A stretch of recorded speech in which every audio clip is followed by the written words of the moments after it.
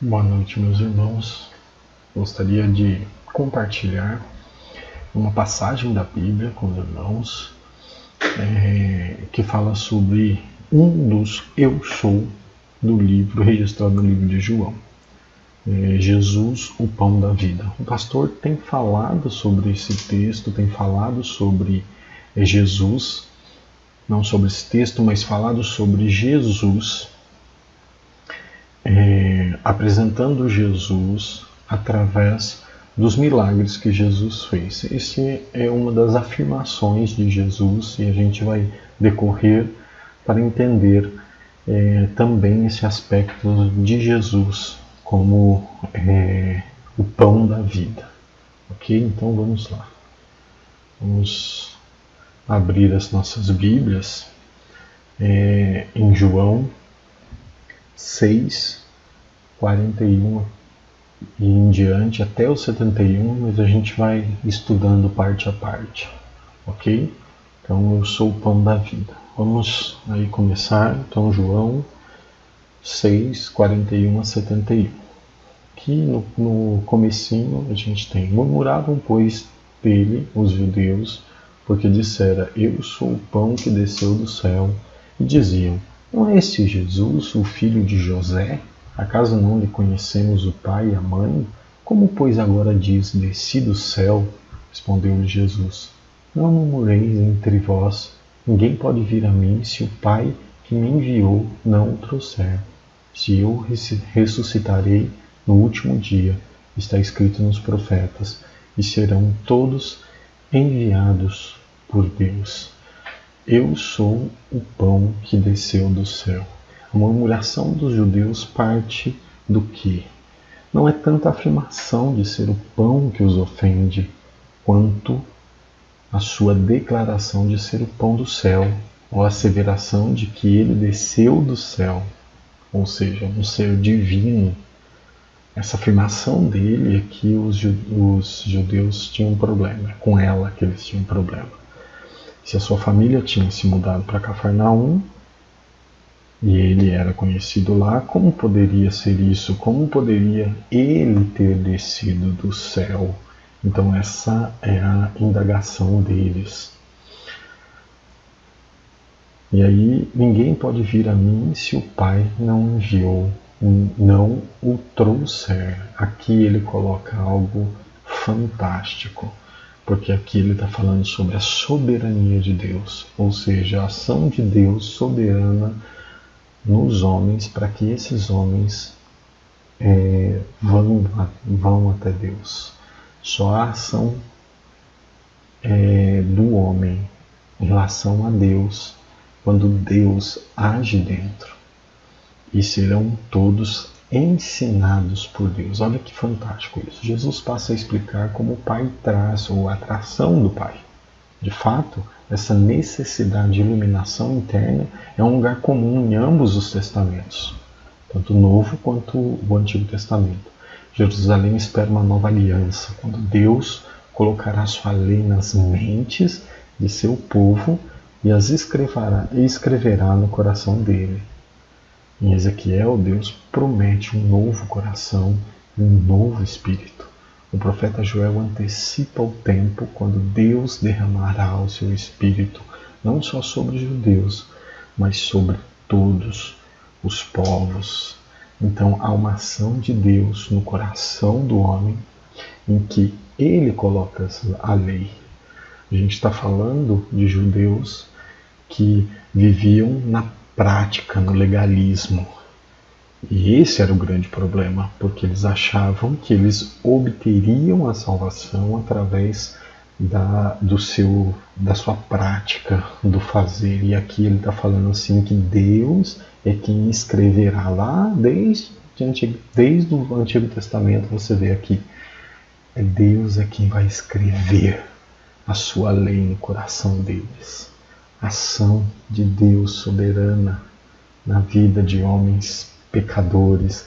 É assim que Deus traz esses homens para si. É assim que a salvação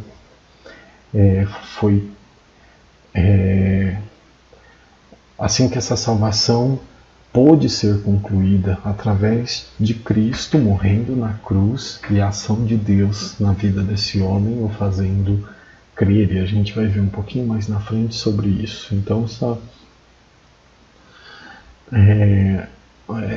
Jesus vem explicando para eles. E, portanto, todo aquele que da parte do Pai tem ouvido e aprendido, esse vem a mim. Não que alguém tenha visto o Pai, salvo aquele que vem de Deus. Este o tem visto. Em verdade vos digo, quem crê em mim tem a vida eterna. Eu sou o pão da vida. Vossos pais comeram o maná no deserto e morreram. Este é o pão que desceu do céu, para que todo que dele comer não pereça. Eu sou o pão vivo que desceu do céu. Se alguém dele comer, viverá eternamente. E o pão que eu darei pela vida do mundo é a minha carne. Ação do Pai, volta de novo. Portanto, daquele que da parte do Pai tem ouvido e aprendido. Aqui faz a alusão de novo sobre ele vai me ensinar, ele vai escrever a lei. Aqui quem tem ouvido e aprendido é Deus que aplica tanto o ouvir quanto ao aprender. Esse vem a mim. O versículo 45 não fala que uma pessoa pode desfrutar de um conhecimento direto, pessoal e místico de Deus à parte da revelação que foi dada em Jesus, ou seja, por meio de Jesus. Nem mesmo se, em consequência dessa experiência, ele se tornou um seguidor de Jesus. Somente Jesus viu o Pai, ninguém viu a Deus, a não ser aquele que vem de Deus. O próprio Jesus é o mediador desse conhecimento. Ele é aquele que narra Deus, é por meio dele. Por isso que aqui é o aspecto Jesus sendo a conexão entre homem e Deus. Ele é a conexão da salvação. Ele é o centro dessa salvação. E aqui a gente vê também quem crê em mim tem a vida eterna. E aqui a gente vai ver algo interessante aqui. O contraste entre o maná do Antigo Testamento e Jesus, o pão do céu, já foi introduzido. Agora mais um aspecto desse contraste desenvolvido. O maná do deserto, enviado do céu como era, e útil para sustentar a vida natural sob certas condições, não podia dar a vida eterna. A prova é irrefutável. Todos os pais morreram.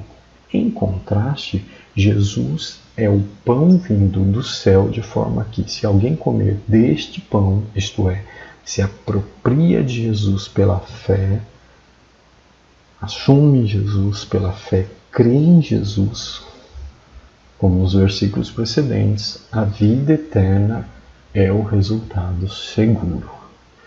Quem crê em mim tem a vida eterna. Eu sou o pão da vida. Os pais comeram do maná do deserto e morreram. Este é o pão que desce do céu para que todo o que dele comer não pereça.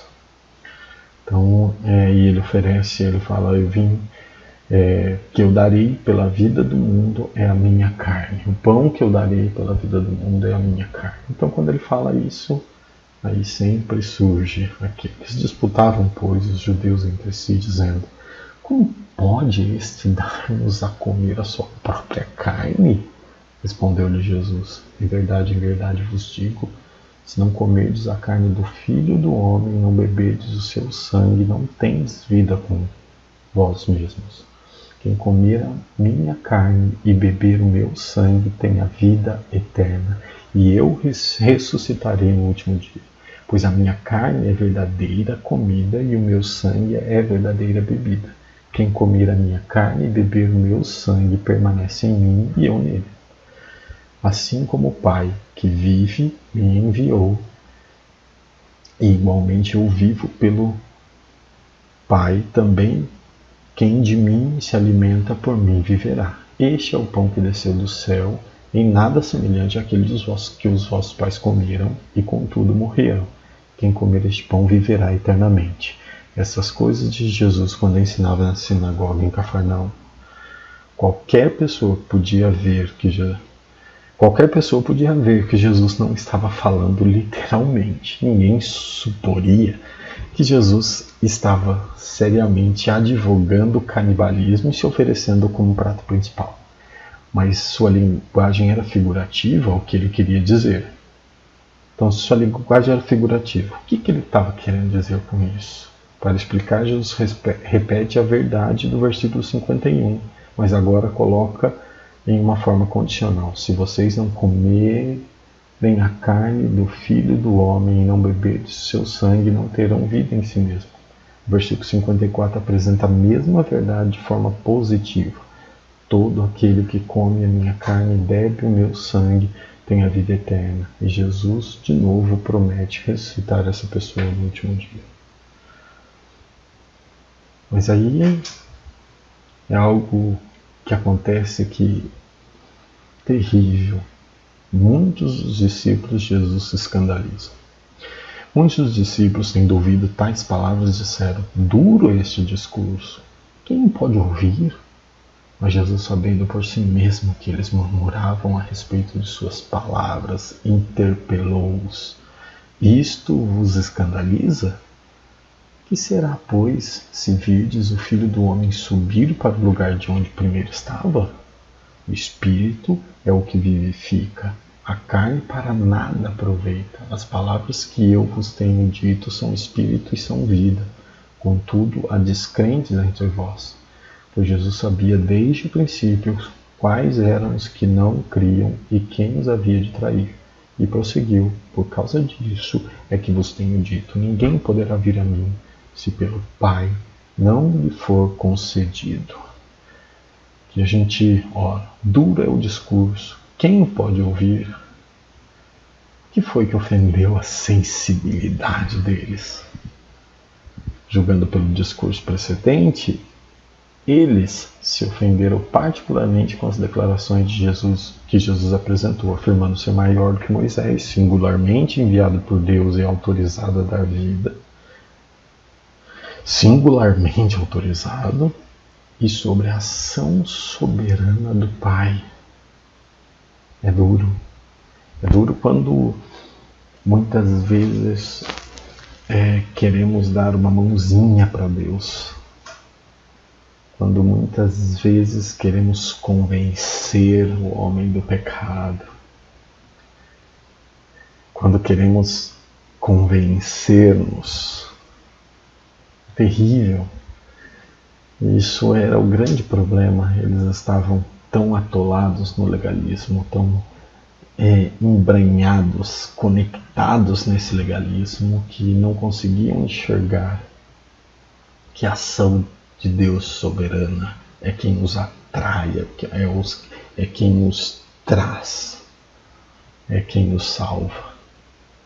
Isso era a dificuldade. Se os discípulos acham ofensivas as declarações, a autoridade e até a linguagem de Jesus, o que pensarão quando virem Jesus na cruz, sua forma de subir para o lugar onde estavam antes? A gente estava falando daquele Messias prometido, morto numa cruz e depois ascendendo aos céus.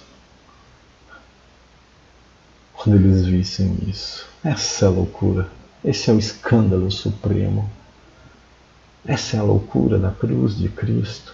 A ligação entre o versículo 63 e os versículos 61 e 62 fica agora clara. Jesus já estava estabelecendo o elo entre sua própria ascensão e glorificação e a vinda do Espírito. Olha só, que será, pois, quando vires o Filho do Homem subir para o lugar de onde primeiro estava? O Espírito é o que vivifica, a carne para nada aproveita. Se por um lado ele diz que o corpo dele é o pão, por outro ele está falando que essa carne de nada aproveita, porque é o Espírito que vivifica. Isso é maravilhoso quando a gente entende. E mais uma vez ele afirma: ninguém poderá vir a mim se pelo Pai não lhe for concedido. Ação soberana do Pai na salvação dos homens. Tem que estar claro isso para a gente. Jesus ele é o elemento principal nessa redenção do homem. Mas quem opera a ação é Deus, é o Pai que age no coração e escreve a sua lei e faz com que esse homem queira, busque a Deus. E isso é fantástico. E aí a pergunta que muitas vezes a gente já viu na palavra de Deus. Eu sou o pão da vida. E acontece algo interessante. Senhor, para quem iremos? Como foi esse texto? Você lembra? À vista disso, muitos dos seus discípulos o abandonaram e já não andavam com ele. Então perguntou Jesus aos 12, porventura quereis também vós outros retirar-vos? Respondeu-lhe Simão Pedro, Senhor, para quem iremos? Tu tens as palavras de vida eterna e nós temos crido e conhecido que tu és o Santo de Deus. Replicou-lhe Jesus, não vos escolhi eu em número de 12? Contudo, um de vós é diabo. Referia-se ele a Judas, filho de Simão Iscariotes, porque era quem estava para traí-lo, sendo um dos 12. Vamos lá, vamos tentar entender um pouquinho isso aqui. Então, porventura quereis vós outros retirar-vos? Então Jesus está ali e os discípulos, alguns discípulos o abandonaram. Por que abandonaram? À vista disso. À vista do quê? Ele diz no versículo 65, anterior a esse, ninguém poderá vir a mim se pelo Pai não lhe for concedido. Ou seja, não há ação humana aqui. Em seguida, o versículo 66 acrescenta, à vista disso, muitos dos seus discípulos o abandonaram e já não andavam com ele. Olha que interessante aqui. Esses homens não buscavam a Deus. Seu coração estavam ali só, como diz lá no comecinho, no contexto desse texto, que eles buscavam sinais, que eles buscavam outras coisas, se alimentar e se fartar dos milagres dos milagres de Jesus, mas eles não queriam comer dessa carne e beber deste sangue.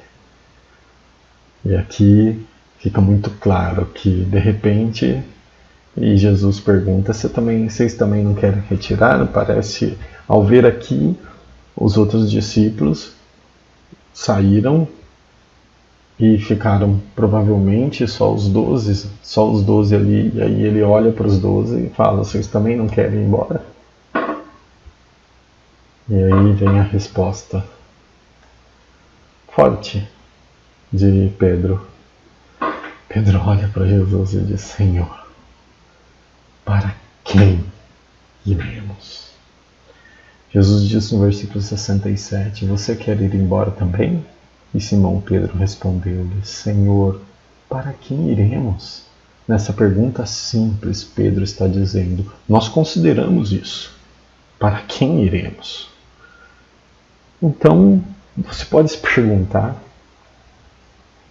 para onde você pode ir? Para as ideologias da vida?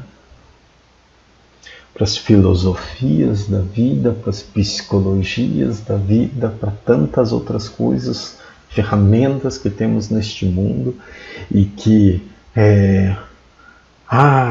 isso vai me ajudar, isso vai me ajudar, isso vai me ajudar, e eu vou colocando tantos passinhos e tantas outras coisas que podem me ajudar na salvação? Jamais. Vamos crendo e vamos focando e abraçando esse mundo aqui e agora e não pensamos nas coisas lá do alto. Então, quando nos deparamos com o pecado e quão atolados estamos no pecado, queremos imaginar uma maneira diferente de sair disso, que não seja a ação soberana de Deus. Algo que eu tenha que fazer, algo que eu preciso fazer alguma coisa. Então uma visão diferente de Deus, uma visão diferente de um Deus que requer de nós uma ação para que possamos ser salvos. Uma visão deturpada da visão redentora bíblica. Uma visão diferente de redenção, de um Deus que oferece seu único filho para morrer em nosso lugar e não pede nada em troca. Simplesmente nos salva e nos liberta. Há um cantor mexicano chamado Jesus Adrián Romero. É um cantor que, ao comentar sobre uma música, primeiro ele fez uma música e ele coloca exatamente essas considerações de que se ele negasse a fé ou se desprezasse a graça de Deus, ele diz assim: não tenho aonde ir. Se Deus prezasse em meu coração a santa graça que me salvou, não tenho aonde ir. Convencido estou que sem o teu amor não teria mais forças. E sem o Senhor, sem Cristo, o seu coração murcha e seca. Perto de ti, eu quero estar. Da tua presença eu não posso me afastar. Isso que ele canta. E antes de cantar, ele faz um comentário quando escreveu essa letra, e ele falava assim que essa não é uma frase de efeito, essa não é uma frase, realmente ele acredita que se ele se afastar de Cristo, o seu relacionamento com sua esposa, com seus filhos e com tudo que o cerca não tem sentido algum. Porque todos os seus relacionamentos estão intimamente ligados com Cristo. Você já parou para pensar nisso? Que as suas relações, a sua relação com a sua esposa e a transformação, tanto sua quanto dela, de um Deus que não só salva, mas que trabalha o ser humano, está intimamente ligada com esse Jesus e com a ação redentora e transformadora desse Jesus. Já parou para pensar quantas vezes a gente canta? Só de ouvir tua voz, de sentir teu amor, só de pronunciar o teu nome, os meus medos se vão. Já parou para pensar? Minha dor, meu sofrer, pois de paz tu inundas meu ser. Jesus, que doce nome, que transforma em alegria o meu triste coração. Jesus, que doce nome. Só Ele pode nos trazer salvação. Só através do nome de Jesus. Que Deus nos abençoe, que Deus nos ajude a entender a ação desse Jesus que um dia morreu na cruz por nós, e que, como Pedro, possamos dizer: Senhor, para onde iremos? Só Tu, só Tu. Tu tens as palavras de vida eterna, somente Tu. Que Deus nos abençoe, que Deus abençoe a sua vida, e que possamos abraçar esse Jesus, para que nossa vida possa ser canal de bênção para outras pessoas e possamos falar desse Cristo que um dia veio ao mundo para morrer por nós. Que Deus nos abençoe.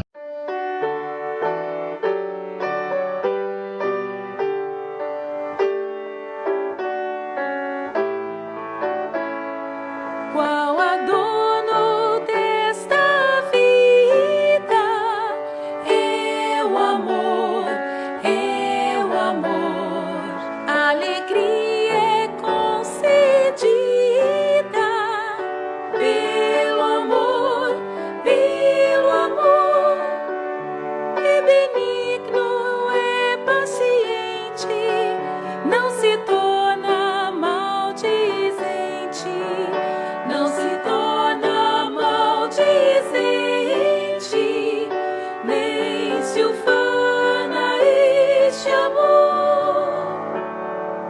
suspeitas não se alcança. Ver o amor, onde houver desconfiança. Ai do amor.